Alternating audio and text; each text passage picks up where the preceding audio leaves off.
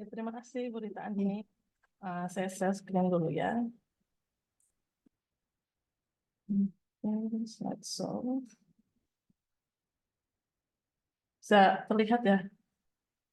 Terlihat, Bu Lina, terlihat. Suaranya juga jelas kok.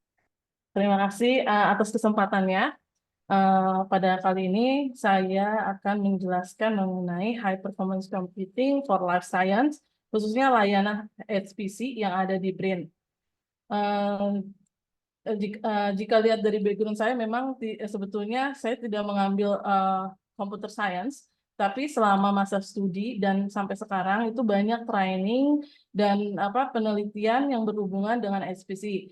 Nah, HPC, beberapa HPC yang sudah pernah saya gunakan itu HPC yang ada di Universitas Adelaide, yaitu HPC Phoenix, kemudian di BRIN sendiri Mahameru, dan terakhir training menggunakan Fugaku yang ada di Jepang. Nah, sebetulnya SPC itu digunakan di beberapa lab seperti cryo-EM dan sequencing. Nah, ada dua hal penting yang akan saya sampaikan. Pertama, mengapa kita butuh SPC? Kemudian ada dua layanan SPC di BRIN, yaitu Mahameru SPC generasi 4 dan dedicated node untuk layanan ELSA Lab Cryo-EM. Nah, kenapa kita butuh SPC? Seperti yang sudah disebutkan ya berkali-kali tadi oleh Mas Yudi, oleh Pak Yudi itu SPC, SPC, SPC. Nah, kenapa baru sekarang SPC itu booming, banyak digunakan? Itu misalnya di lab sequencing sendiri karena harga dari sequencing itu sendiri turun drastis, dan teknologinya semakin canggih, kemudian tujuan peneliti pun semakin luas. Seperti pada awalnya peneliti hanya melihat satu gen, dua gen. Nah, pada saat ini karena harganya semakin murah, semakin turun, beberapa objek penelitian menjadi beberapa whole genome sequencing seperti itu. Dan whole genome sequencing itu kan membutuhkan dari puluhan gigabyte sampai terabyte. Kemudian transkriptomik juga menghasilkan data yang banyak. Nah, itu membutuhkan storage dan processing. Selain itu, di lab structural biology yang sudah dijelaskan oleh Mas Yudi, itu menghasilkan banyak sekali gambar. Itu bisa jutaan gambar. Dan itu di sini terlihat itu ada Krios. Nah, Krios itu bisa menghasilkan 4 terabyte dalam sekali running. Dan itu kita bisa membayangkan untuk standar laptop yang kita pakai mungkin tidak bisa, bukan mungkin lagi, ya memang tidak bisa menggunakan laptop atau alat komputasi kita sendiri. Nah, makanya dibutuhkan high performance computing. Nah, kita lanjut. Nah, di BRIN sendiri ada fasilitas namanya Mahameru BRIN SPC. Itu bisa diakses di spc@brin.go.id. Nah, di sini BRIN ini memiliki ada fasilitas yang terbuka untuk umum, dan ada fasilitas yang memang sudah didedikasikan untuk lab seperti lab sequencing dan lab cryo-EM. Nah, seluruh fasilitas SPC ini itu di bawah Deputi Bidang Infrastruktur Riset dan Inovasi. Dan ada beberapa computing node itu untuk memproses data itu sekarang sudah memasuki generasi 4. Storage-nya pun sudah 4,2 petabyte. Jika tidak terbayang berapa petabyte itu bisa dilihat di sini. Jadi megabyte itu 1 juta dan petabyte ini nolnya banyak sekali. Kemudian network yang kita pakai ini Infinity Band. Kemudian fasilitas ini tuh gratis disediakan oleh BRIN. Siapa saja sih pelaksana dari Mahameru BRIN ini? Ketua tim pelaksana itu Pak Rifki, Dr. Rifki Sadikin, yang juga sebagai ketua pelaksana di lab cryo-EM dan lab sequencing. Nah, untuk SPC, manajernya itu Pak Syambudi Irianto. Kemudian ada admin sistem itu ada 2 orang, ini di pojok di sini, Pak Taufik dan Pak Andriasal. Dan kemudian sisanya itu sebagai admin. Kemudian ada Pak Rizky, operator SPC yang di tengah-tengah sini. Jadi Bapak Ibu jika membutuhkan bantuan bisa menghubungi kami, tapi lebih lebih baiknya menghubungi email hpc.brin.go.id. Kemudian nah, selain pelaksana itu juga ada bidang riset dan komite pengguna. Jadi sudah dibentuk bidang-bidang riset tertentu. Di sini ada beberapa, ada bioinformatika, kebumian, material lanjut, matematika terapan dan komputasi, fisika kuantum, tenaga nuklir, indera jauh dan penerbangan, astronomi dan kecerdasan artifisial dan AI ya. Nah, di sini yang berhubungan dengan rekayasa genetik sepertinya lebih ke arah bidang riset bioinformatika.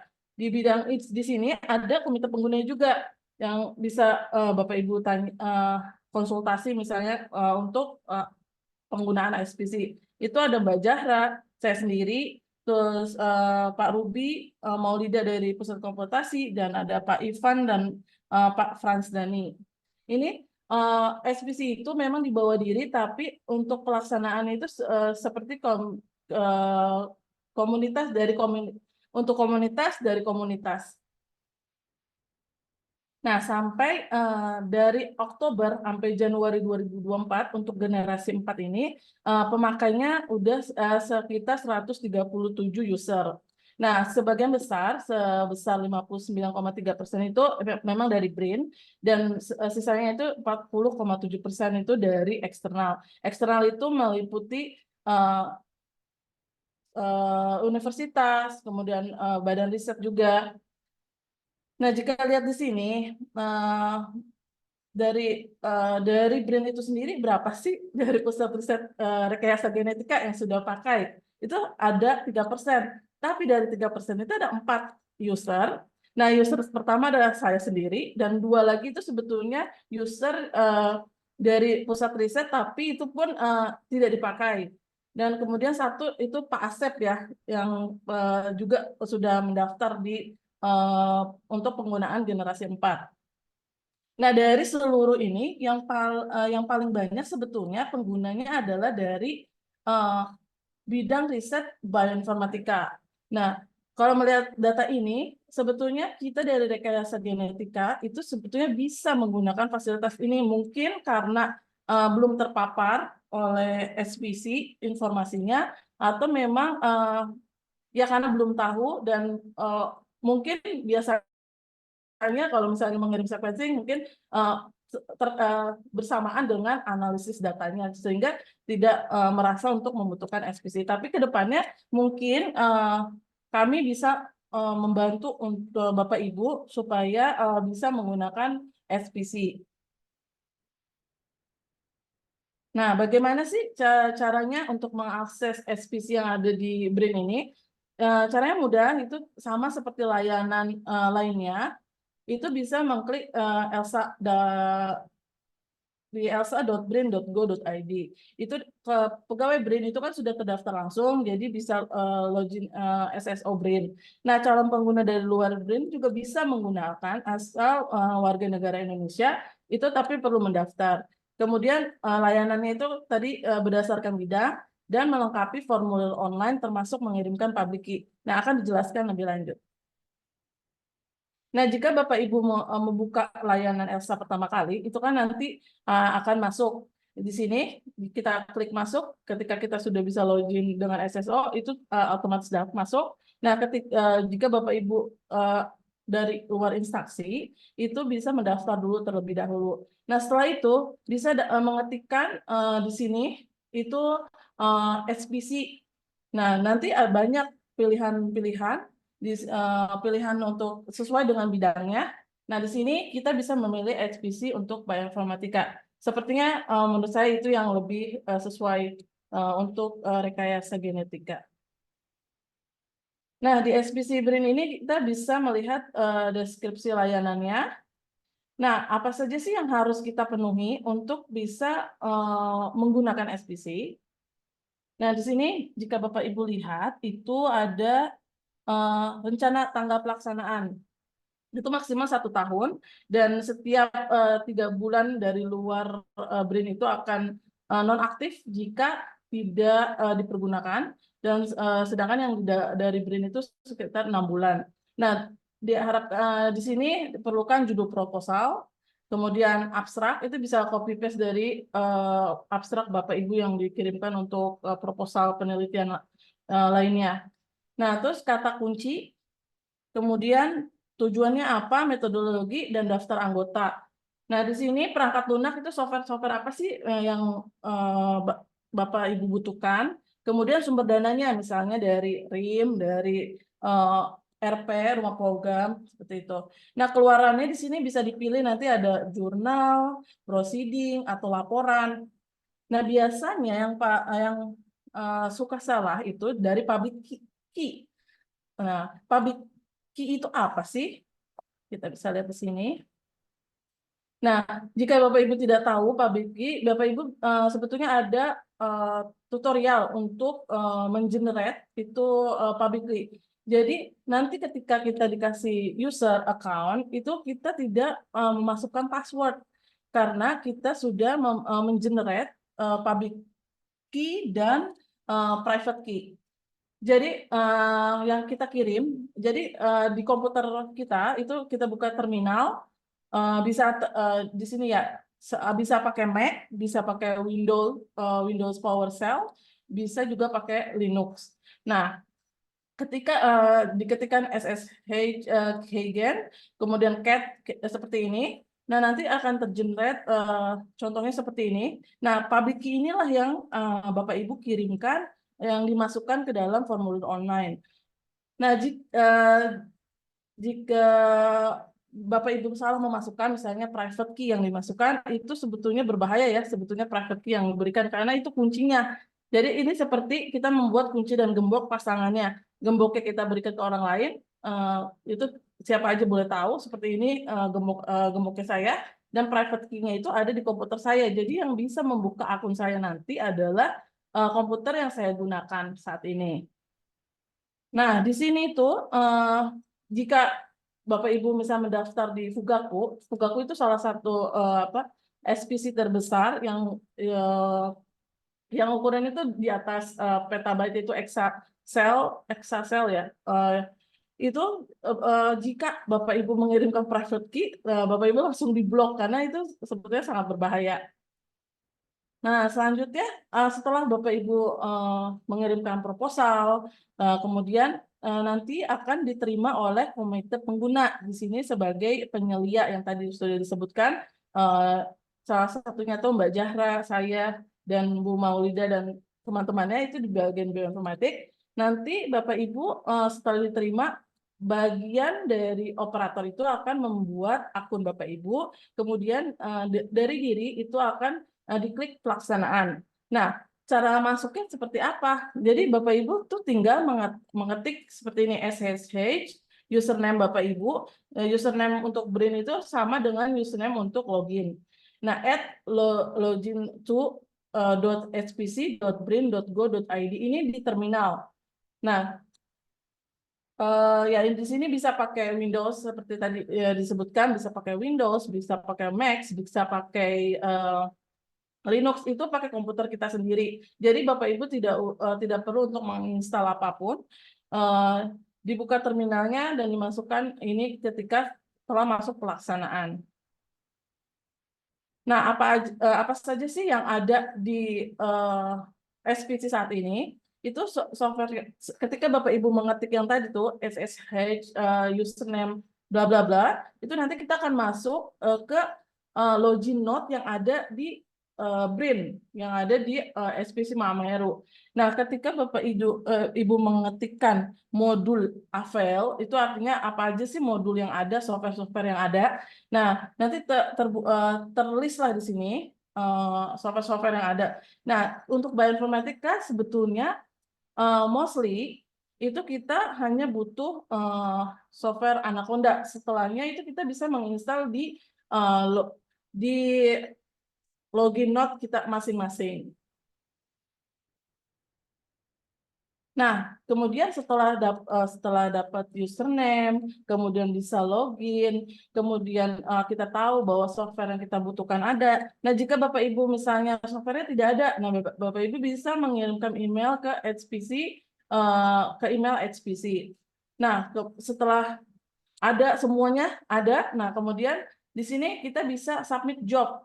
Artinya submit job adalah dari komputer kita masuk ke BRIN lewat komputer kita, kemudian kita ingin supaya node-node yang bekerja itu tidak hanya satu, misalnya ada 2 atau 3. Jadi komputer yang ada di BRIN itu yang akan bekerja, dan Bapak Ibu bisa meninggalkan pekerjaannya dan kemudian nanti kembali untuk melihat apakah job itu pekerjaan yang sudah dilakukan oleh computing node itu selesai. Jadi biasanya kan kita mengerjakan di laptop kita klik, kalau ditutup berarti softwarenya atau pekerjaannya akan berhenti. Nah, kalau misalnya di SPC ini, Bapak Ibu tidak usah khawatir, setelah submit job, nanti jobnya itu akan running, kemudian setelah running selesai, akan kembali ke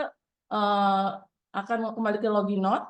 Nah, dari situ kita bisa lihat bahwa pekerjaan kita udah selesai apa belum. Di sini contoh cara mengirimkan job. Nah, ya, contohnya, kemudian kalau misalnya tidak mau mengirimkan job, tapi maunya kita mengerjakan langsung dapat hasilnya di situ dan melihat, itu bisa pakai mode namanya interaktif. Itu di sini ada skripnya, Bapak Ibu tinggal copy paste, masukkan, nanti kita bisa mengerjakan langsung dari partisi tersebut. Nah, Bapak Ibu pun bisa mendownload misalnya data-data NCBI. Misalnya di sini SRA dari NCBI, data transkriptomik atau data genomik, Bapak Ibu download, nah itu bisa langsung dari HPC. Nah, misalnya data genomiknya besar sekali, 50 GB. Nah, Ibu kan tinggal di-download dan bisa ditinggal nanti datanya sudah ada ketika Bapak Ibu kembali, seperti itu. Nah, dapatnya berapa sih? Jadi ada beberapa kategori, student, general, researcher. Nah, kalau misalnya di BRIN itu otomatis dia masuknya ke researcher. Yang sebagai peneliti, perekayasa itu masuknya researcher. Nah, general itu jika dosen, misalnya dari luar, tapi dia masih akademis. Jadi ini HPC itu diberikan gratis untuk akademisi. Tapi kalau misalnya seperti swasta seperti itu, dia harus membuat perjanjian, dan itu saya kurang paham, tapi itu bisa menghubungi Pak Rifki untuk bagaimana kerjasamanya atau menyewa HPC. Kemudian kalau mahasiswa itu masuk ke dalam student. Ini perbedaan dari 3 grup ini itu berpengaruh ke berapa sih yang diberikan oleh BRIN kuotanya di home storage. Jadi di dalam tadi yang sudah masuk ke SPC itu ada kuota di storage-nya itu penyimpanannya sekitar 50 GB. Nah, kemudian itu di home. Sedangkan di Scratch, di folder itu, untuk student itu sekitar 200 GB, general 500 GB, dan kita sebagai researcher itu dapat 1 TB. Nah, untuk submit job-nya, nanti itu juga ada tempat-tempat untuk submit job, mau berapa, short, medium, small, atau interaktif. Short itu saya lupa, sekitar 1 hari lamanya untuk diproses. Nah, kemudian medium small, medium large, long, very long, dan interaktif. Kemudian ada maksimal job yang boleh running. Tapi sepertinya ini sudah ada update. Jadi kalau untuk researcher sendiri yang dalam BRIN itu sekitar 10 job yang bisa dikirim untuk di running di compute node. Nah, sedangkan kalau yang dari luar, dari general itu sekitar 5. Nah, seperti di sini ada masa aktifnya. Yang researcher itu 1 tahun, general itu berapa ya? 6 bulan. Kemudian ini dari student sekitar 90 hari. Oke, itu tadi SPC yang dibuka untuk umum, dan itu gratis, dan tidak hanya orang BRIN, tapi eksternal BRIN pun boleh. Nah, selain ada SPC yang dibuka, itu ada SPC yang memang didedikasikan untuk mensupport lab-lab yang ada di BRIN. Seperti di sini adalah lab cryo-EM. Nah, untuk di lab cryo-EM sendiri, ada bagian HPC 3D Image Reconstruction Team. Nah, pada saat ini saya menjadi manajer alatnya. Apa sih yang dilakukan? Yang tadi kan disebutkan berkali-kali oleh Pak Pak Yudi, bahwa sangat dibutuhkan SPC. Nah, di SPC sendiri itu berada di Indraja lantai 1, kemudian gedung mikroskopnya sendiri ada di Cryo EM Genomic lantai 1. Jadi masing-masing dari mikroskop ini, dari ini Tundra, Krios, dan Talos itu menghasilkan data yang bisa sampai berterabyte. Nah, maksimum dari storage mereka itu kan hanya 80 terabyte masing-masing. Nah, kemudian bagaimana supaya SPC itu bisa mengolah data. Nah, kemudian disambung di sini ada beberapa tim yang sebetulnya berperan penting, itu dari Pusdatin, dari Thermo Fisher, dan dari tim kami sendiri. Nah, data-data yang ada dari Cryo-EM ini kemudian bisa diakses dari SPC. Nah, tapi notnya berbeda dari SPC umum. Nah, data-data ini pun di backup di SPC. Kemudian, service apa aja sih yang ada? Nah, pada saat ini memang hanya single particle analysis. Dan ada 2 software software di sini itu maksudnya adalah pipeline. Jadi keseluruhan pipeline dari CryoSpark dan Reliant. Nah, ke depannya kami akan membuka untuk cryo-elektrotomografi dan microelectron diffraction. Nah, tadi kan tahapannya sebetulnya sudah disebutkan oleh Pak Yudi. Nah, bagaimana sih berapa node yang pada saat ini kita untuk CryoSpark ini dedicated node-nya kita mempunyai 4 worker, itu yang mengerjakannya itu ada 4 node, 1, 2, 3, 4, dan masternya itu 1. Jadi mungkin Bapak Ibu ada yang familiar dan tidak familiar, tapi bedanya antara yang umum itu kita tidak punya GPU, klasternya itu CPU. Jika ingin menggunakan GPU, klaster yang umum itu dia bisa daftar terpisah di DGX. Bukan yang di bagian bioinformatik, di bagian informatik itu seluruhnya CPU. Tapi karena kita akan mengolah data gambar, itu sangat diperlukan GPU, Graphical Processing Unit di sini. Jadi setiap worker di sini memiliki GPU. Nah, untuk saat ini kami masih cukup untuk dengan 4 node ini, tapi ke depannya sudah mengajukan untuk penambahan 8 node dan kemudian another storage sekitar 4,2 petabyte juga. Nah, untuk kan data yang dihasilkan dari Mbak Vina dari lab Krios, Tundra, dan Talos itu menghasilkan data hanya sampai mikrograf yang tadi sudah dijelaskan. Nah, untuk menjadi 3D dimensinya itu mapnya itu ada layanan tersendiri. Di sini ada layanan 3D image reconstruction. Saat ini harganya belum ditentukan karena masih layanan kontraktual. Apa saja sih yang dibutuhkan?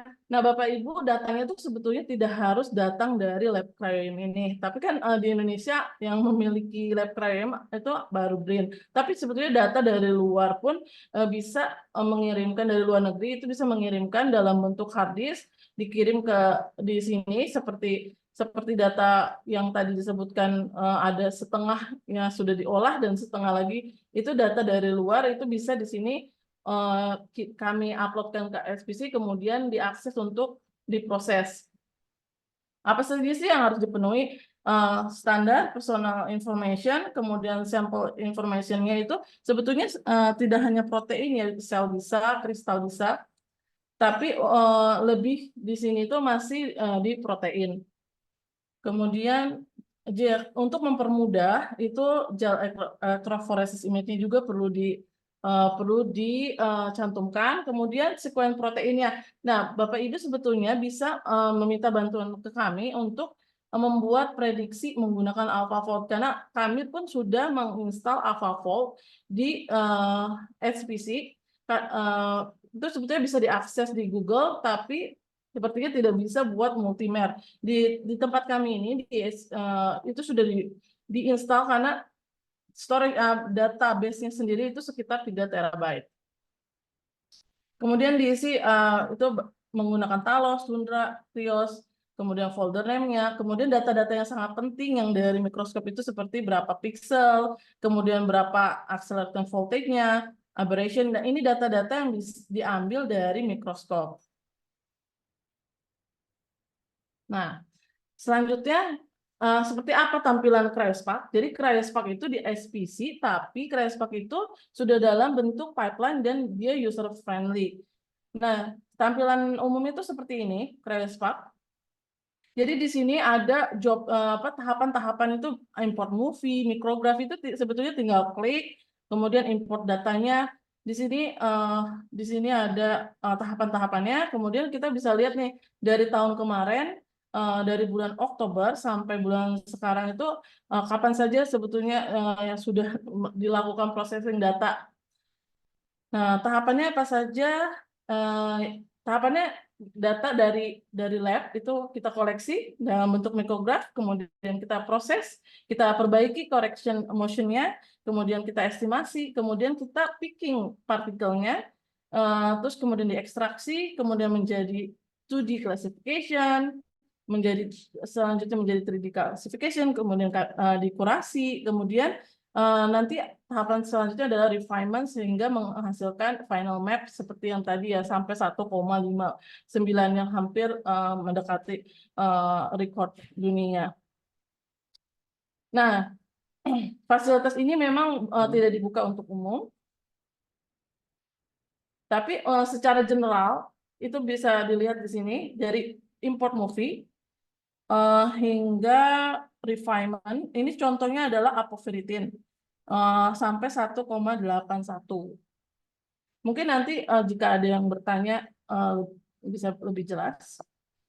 Sepertinya ini sudah ya.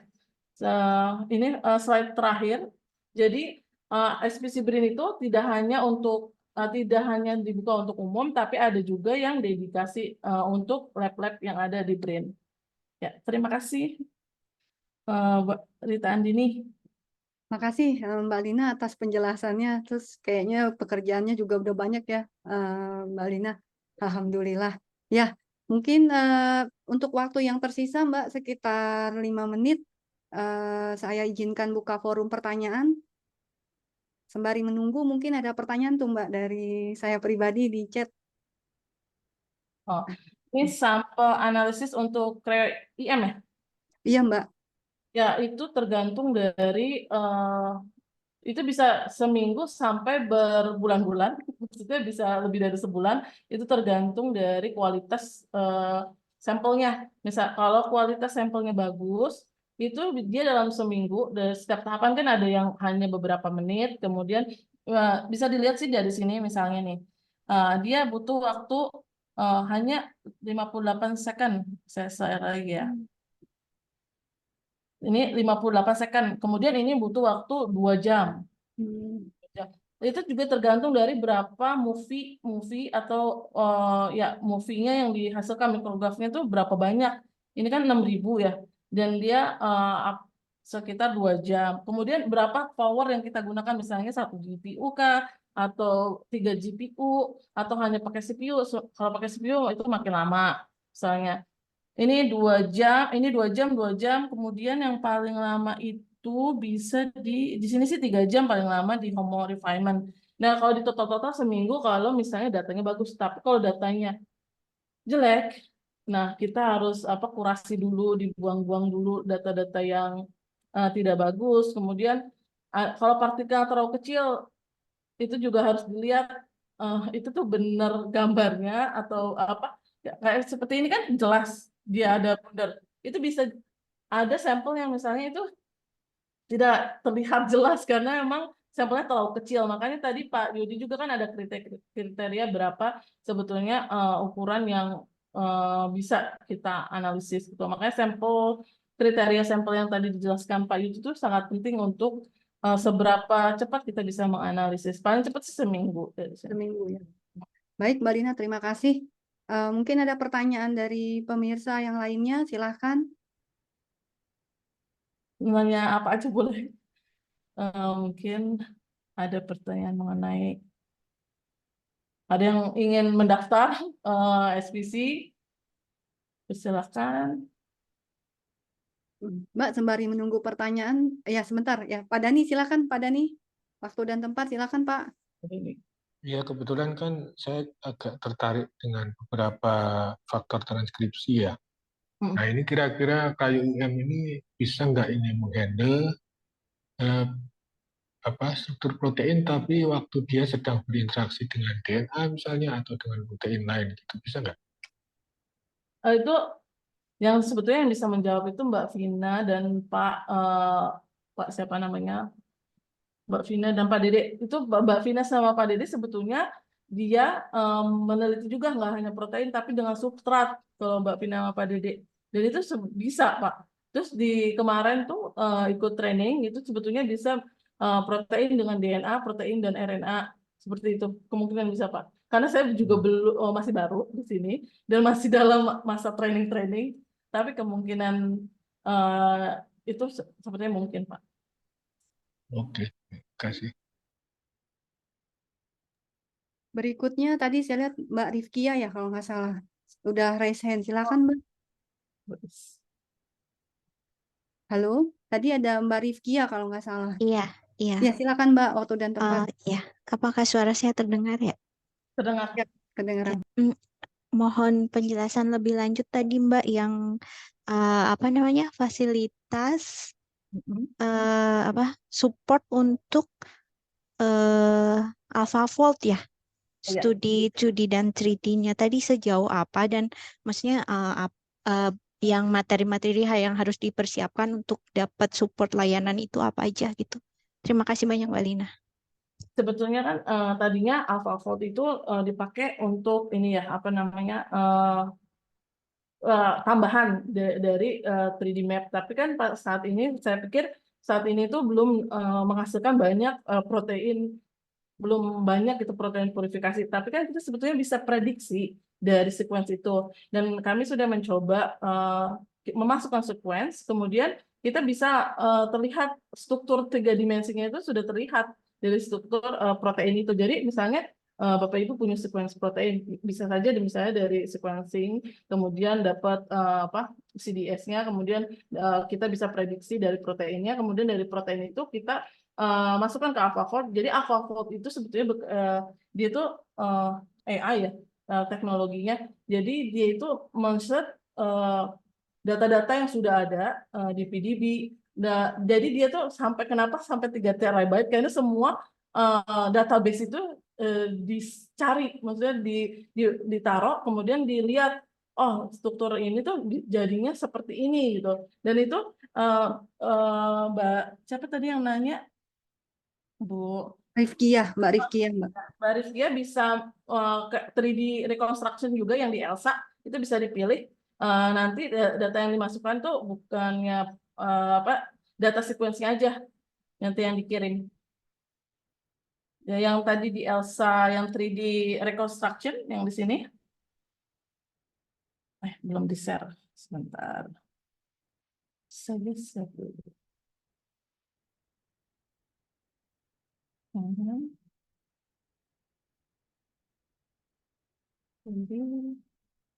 Reconstruction brain Elsa. Misalnya kayaknya udah ada di sini.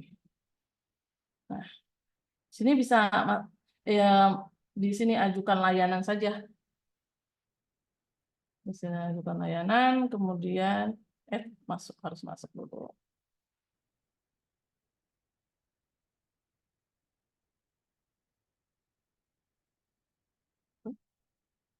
Selalu balik kembali di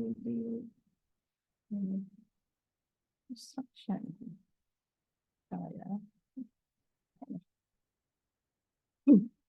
Bisa diisi di sini, ajukan layanan, kemudian diisi kuantitas, deskripsi sampel, mungkin di sini bisa diisi data sequence dan bisa diajukan.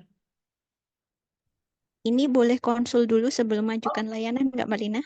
Boleh, bisa ke lab KWM, nanti kita janjian.